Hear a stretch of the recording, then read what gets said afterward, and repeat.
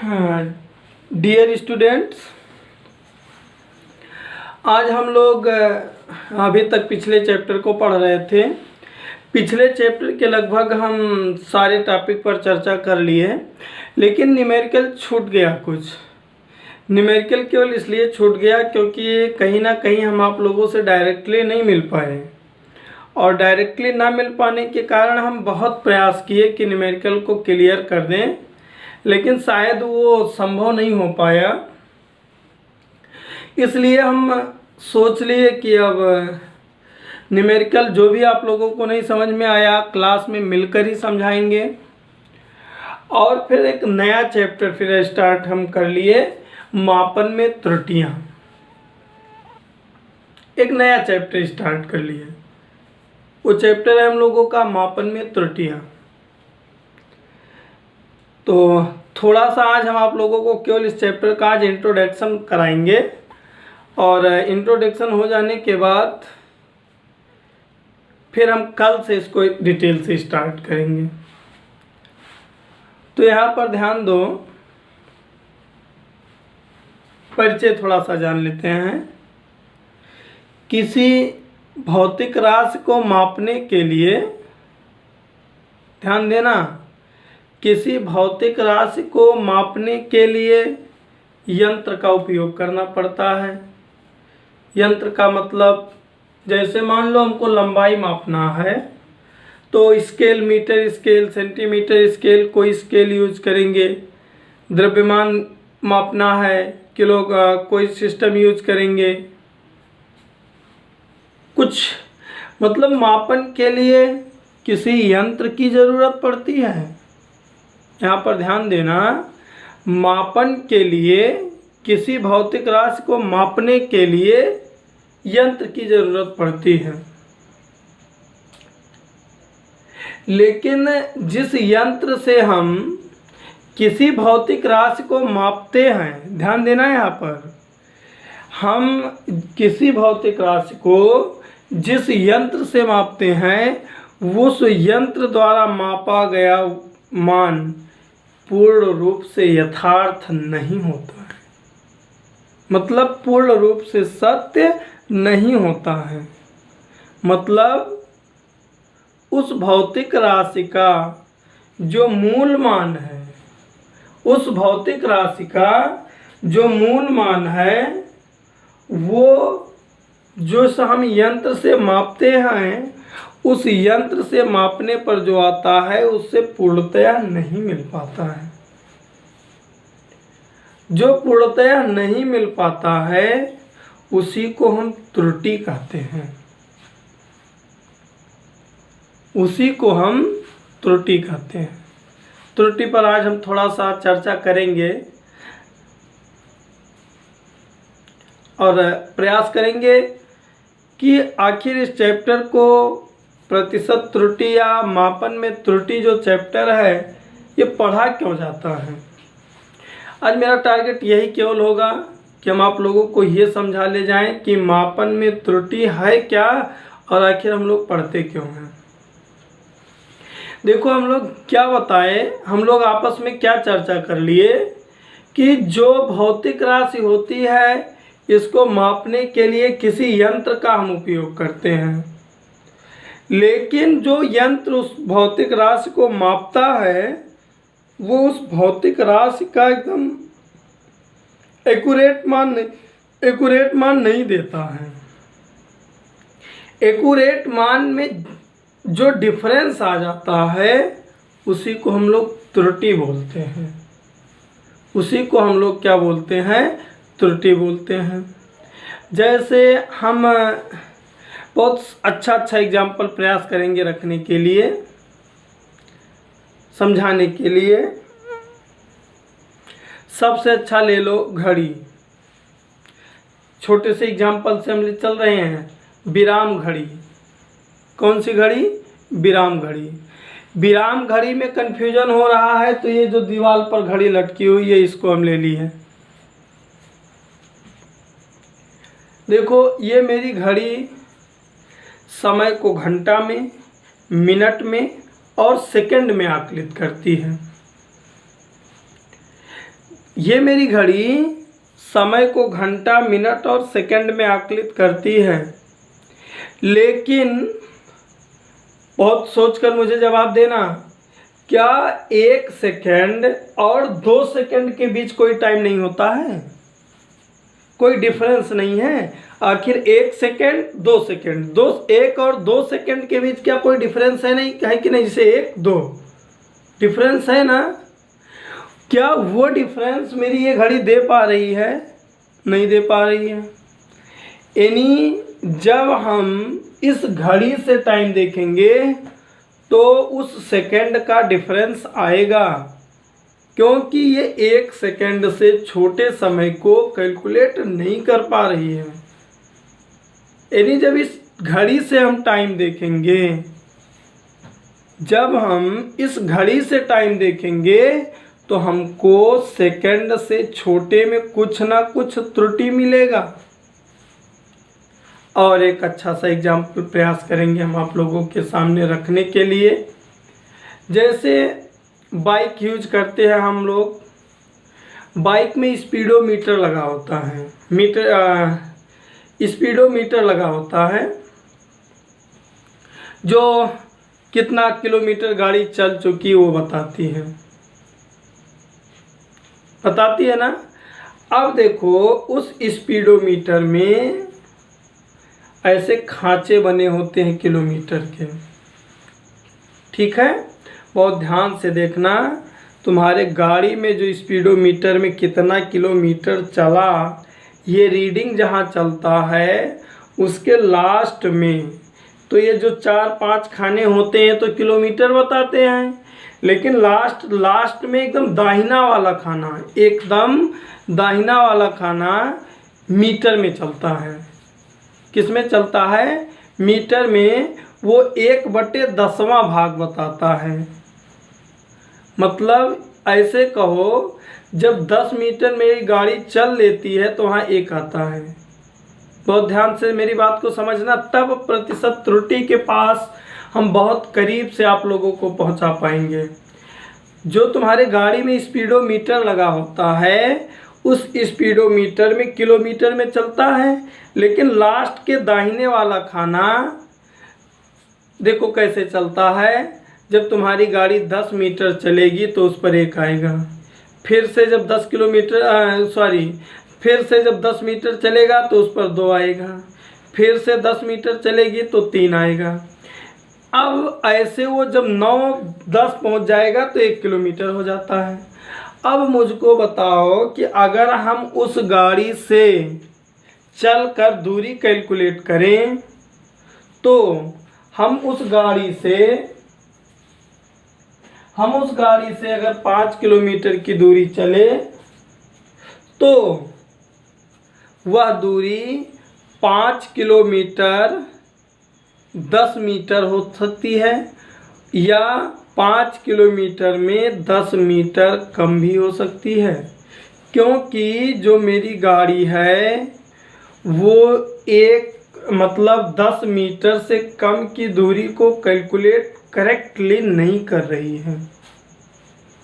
और ऐसे एग्जाम्पल हैं, और ऐसे मेरे पास तमाम एग्जाम्पल हैं।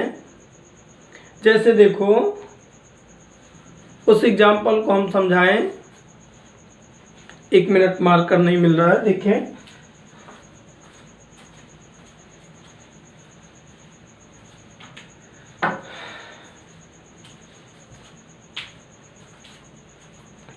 प्रयास यही हम करेंगे कि आप लोगों को मापन को समझा दें। और छोटा सा एग्जाम्पल हम ले लिए। जैसे हम लोग पटरी यूज करते हैं ना, मीटर स्केल। हम लोग पटरी यूज करते हैं ना, मीटर स्केल। उस पटरी में ध्यान देना, मीटर स्केल में ऐसे 1 खाने बने होते हैं, बहुत ध्यान से देखना। 1 2 3 4 5 6 7 8 9 10। बहुत ध्यान से देखना। तो यहाँ पर होता है 1, फिर यहाँ पर ऐसे 1 2 3 4 5, 1 2 3 4 5, मतलब ऐसे बने होते हैं। ऐसे 1 2 3 4 5 चलता है, ध्यान से समझना। ये जानते हो, ये जो हम लोगों का मीटर स्केल है, 1 metre 2 metre 3 metre 4 metre 5 metre 10 metre माप सकता है। लेकिन अब हम देखो इसी को थोड़ा सा जूम करके समझा रहे हैं। इसी खाने को थोड़ा सा जूम करके समझा रहे हैं। ये जो दो खाना है, इसको हम बड़ा थोड़ा सा बाहर बना ले रहे हैं। क्या जो ये मीटर पैमाना है, ये इन दोनों खानों के बीच का जो डिस्टेंस है उसको कवर कर पा रहा है? नहीं कर पा रहा है, नहीं कर पा रहा है। तो जब अब इस स्केल से हम दूरी को मापेंगे तो इस जो खाने के बीच का डिफरेंस है, इतना प्लस या इतना माइनस दूरी में आ सकता है, आ सकता है। अभी हम इसको नाम भी देंगे कि कितना आ सकता है। अब ऐसे मान लो वर्नियर कैलिपर्स हो, स्क्रू गेज हो, ऐसे तमाम चीज़ें हैं जिससे हम दूरी या कुछ मापें, तो एकदम एक्यूरेट वैल्यू नहीं आ सकती है। एकदम एक्यूरेट वैल्यू से थोड़ा सा कम या थोड़ा सा ज़्यादा होने की संभावना होती है। ये जो थोड़ा सा कम या थोड़ा सा ज़्यादा होने की संभावना होती है, इसी को हम लोग त्रुटि बोलते हैं। इसी को हम लोग क्या बोलते हैं? त्रुटि बोलते हैं। और इस त्रुटि के बारे में अब हम आप समझाएं।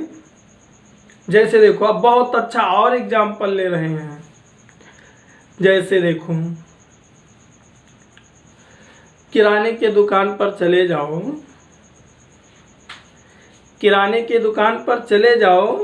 अब त्रुटि को एकदम बहुत बहुत इजी, इससे इजी एग्जाम्पल मेरे पास नहीं है, हो सकता है किसी और के पास हो, लेकिन इससे इजियर एग्जाम्पल मेरे पास नहीं है त्रुटि को समझा पाने का। इसलिए इस एग्जाम्पल को बहुत गौर से देखना।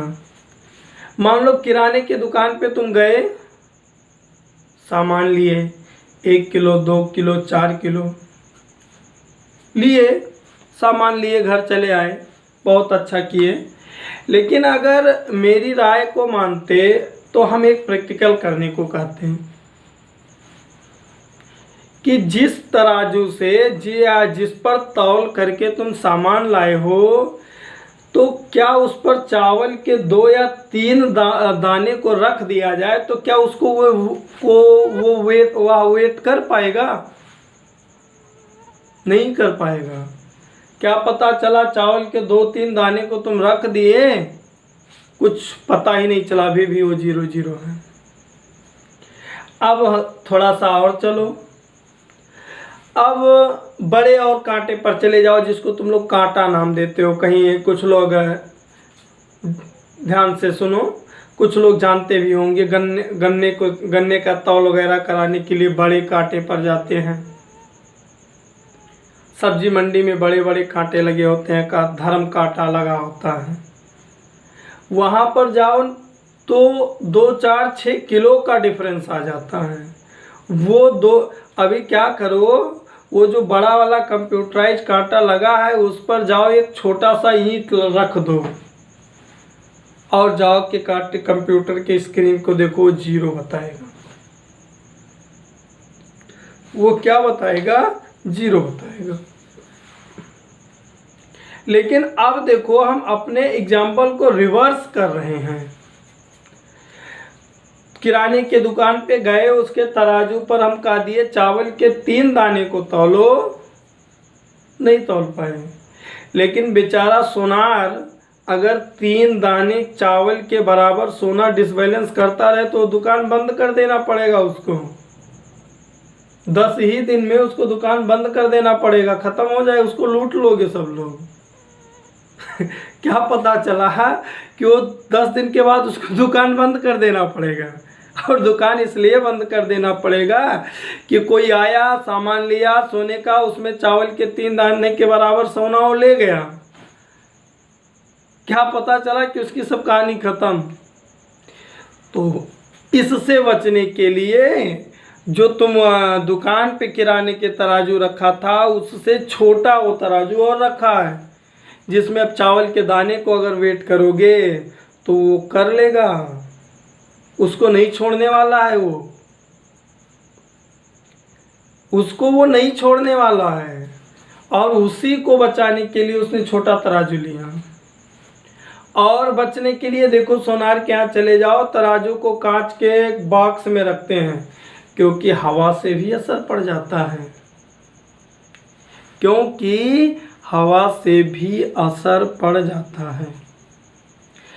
तो यूं अब ऐसा कहें कि जब हम किसी भौतिक राशि को किसी यंत्र से मापते हैं तो उसमें कुछ त्रुटि आने की संभावना बहुत अधिक होती है, और वह त्रुटि, उस त्रुटि के आने के अनेक बाह्य कारक हैं, उस त्रुटि के आने के अनेक बाह्य कारक हैं, जिसके बारे में आगे समझाएंगे। तो अब इसी बीच में जो चर्चा हो रही थी, इस चर्चा के चलते चलते कुछ और चीज़ों पर हम लोग गौर कर लें। अभी कुछ ना कुछ कंक्लूजन निकलेगा, और गौर कर लें। देखो, सोनार के यहाँ जब हम गए तो तराजू था, वो चावल के 3 दाने को भी तौल लिया। किराने की दुकान पे चले आए, चावल के 3 दाने का कुछ पता लता ही नहीं है, और बड़े कांटे पर चले गए, एक ईंट का टुकड़ा रख दिया, उसका भी पता लता नहीं है। तो इन एग्जाम्पलों को देखने से यह स्पष्ट हो रहा है कि यंत्र जितना बड़ा होगा उसमें त्रुटि आने की संभावना, या त्रुटि जो होगा वो उतना ही बड़ा होगा। उसके मापन में जो त्रुटि होगी वो उतनी ही बड़ी होगी, और यंत्र जितना छोटा होगा उसमें त्रुटि आने की संभावना उतनी ही कम होगी। अब जो तुम लोग पिछले क्लासों में कुछ लोग पूछते थे, सर इतना पैमाना क्यों बन जाता है, metre, centimetre, millimetre, nanometre, angstrom, फलान ढमाक, इतना छोटा बड़ा बनाने क्या ज़रूरत पड़ गई थी? तो मैं उन बच्चों से आप कह रहा हूँ, यही ज़रूरत पड़ गई थी। त्रुटि को जितना कम से कम करना है, मुझे पैमाने को उतना छोटा से छोटा करना पड़ेगा। मेरा पैमाना जितना छोटा से छोटा होगा, उससे उतने कम से कम मात्रा में त्रुटि होगी। छोटे क्लासों में कुछ बच्चों ने मुझसे ऐसा क्वेश्चन कभी कभार किया भी कि सर आखिर इतना पैमाना क्यों, एक पैमाने से क्यों नहीं काम, मीटर, सेंटीमीटर, किलोमीटर, फलान ढमाक। तब तक क्या पता चला, छोटे में एंगस्ट्रॉम तक चले गए, बड़े में प्रकाश वर्ष और से तमाम तक चले गए। इसका केवल और केवल एक ही रीज़न था, बड़े से बड़े पैमाने को बनाने का टारगेट ये था कि हमारी मापन प्रणाली इजी हो जाए। बहुत गौर से मेरी बात को सुनना। बड़े से बड़े मापन प्रणाली को लाने का टारगेट था कि मेरा मापन प्रणाली इजी हो जाए, और छोटा से छोटा मापन प्रणाली लाने का टारगेट ये था कि हमको त्रुटि कम मिले। यानी कि अब 2 चीज़ें यहाँ पर हम लोग बहुत गौर से अगर पढ़ें, बहुत गौर से समझें, तो हम लोगों को यहाँ 2 चीज़ें समझ में आई।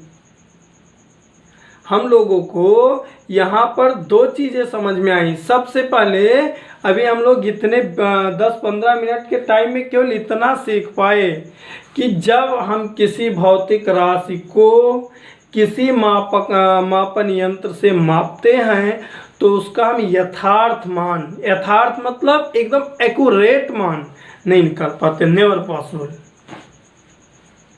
ये कभी पॉसिबल नहीं है शायद कि हम किसी मापक यंत्र से किसी भौतिक राशि का एकदम एक्यूरेट मान निकाल पाएं। जो हम एकदम एक्यूरेट मान नहीं निकाल पाते हैं उसी को हम लोग त्रुटि कहते हैं, उसी को हम लोग त्रुटि कहते हैं। और उसी त्रुटि को हम लोग इस चैप्टर में पढ़ेंगे।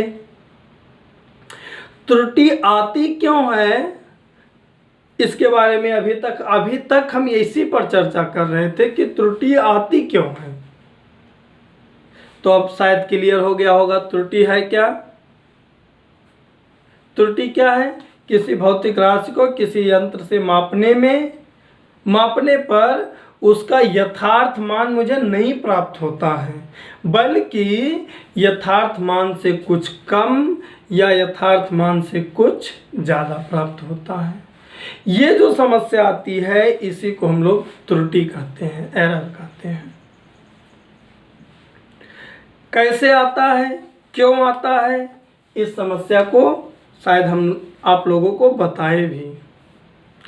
अब जब हम इतना इंट्रोडक्शन इस चैप्टर का जान लेते हैं तो अब हम लोग किसी भौतिक राशि के मापन में हुई त्रुटि का पता लगाना चाहते हैं। बहुत गौर से मेरे प्यारे बच्चों ध्यान से सुनना। हम तब क्या करते हैं, किसी भौतिक राशि के जब मेरे दिमाग में त्रुटि नाम की चीज़ आ जाती है कि हम किसी भौतिक राशि को जब मापते हैं तो उसमें त्रुटि आ सकती है।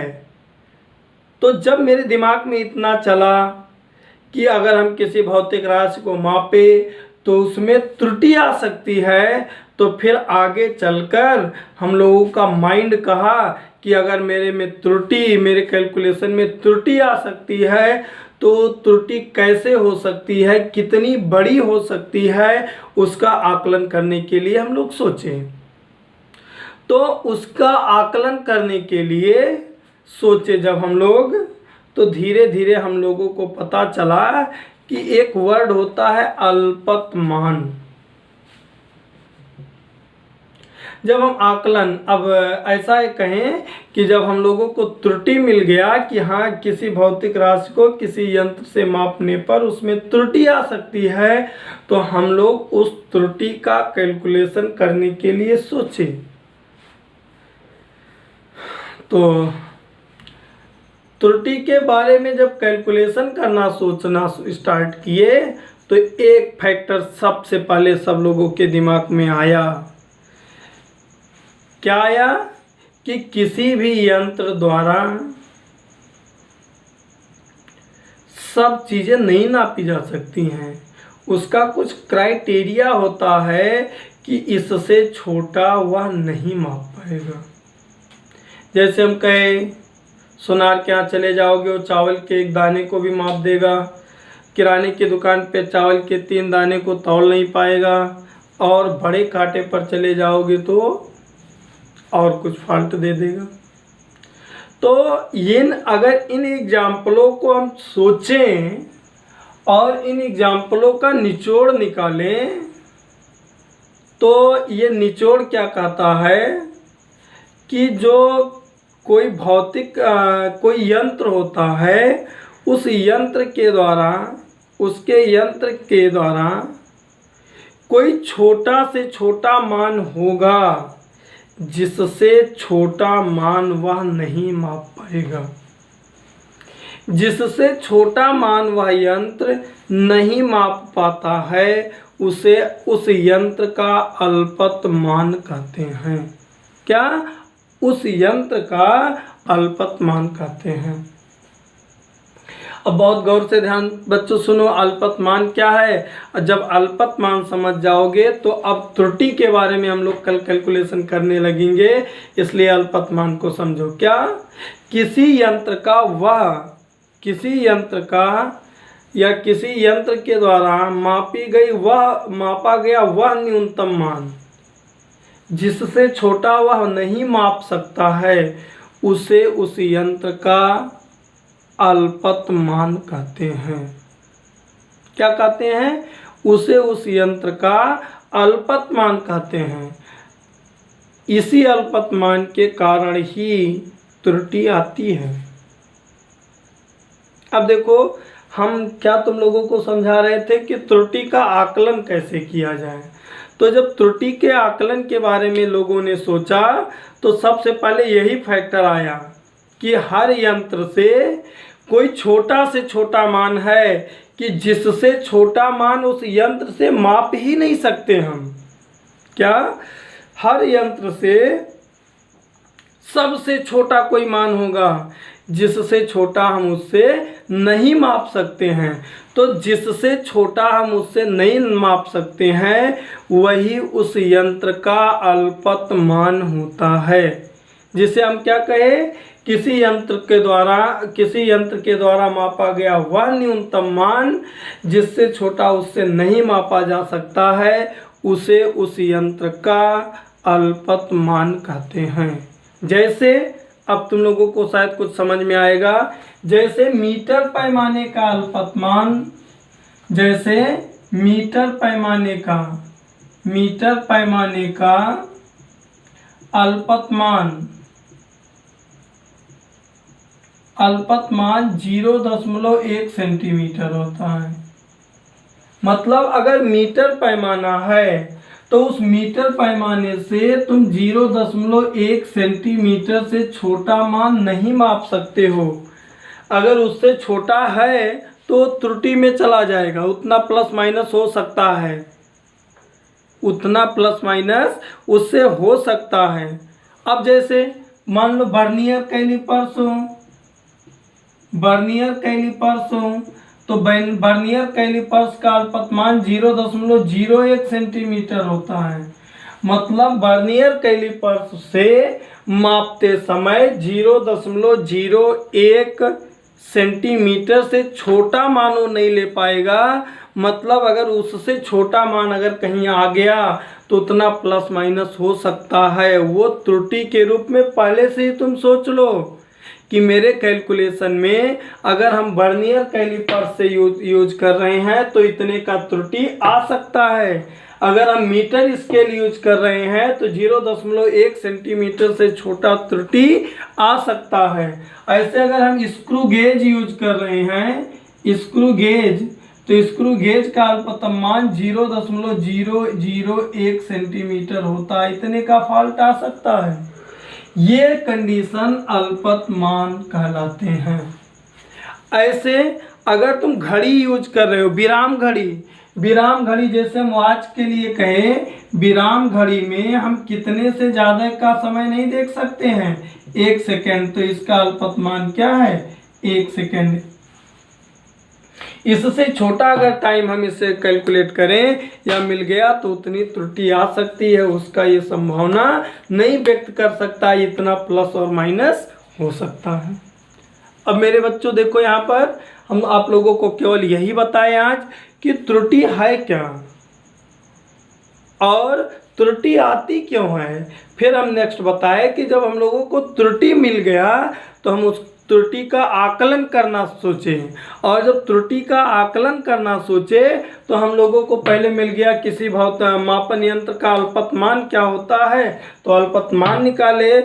और अब जब इतना कुछ मिल गया तो अब त्रुटि का आकलन कैसे करेंगे, इसको हम कल के वीडियो में आप लोगों को बहुत अच्छे से समझाएंगे और आप लोग बहुत अच्छे से पढ़ने का प्रयास कीजिएगा। ये चैप्टर काफ़ी इंटरेस्टिंग होने वाला है। धन्यवाद।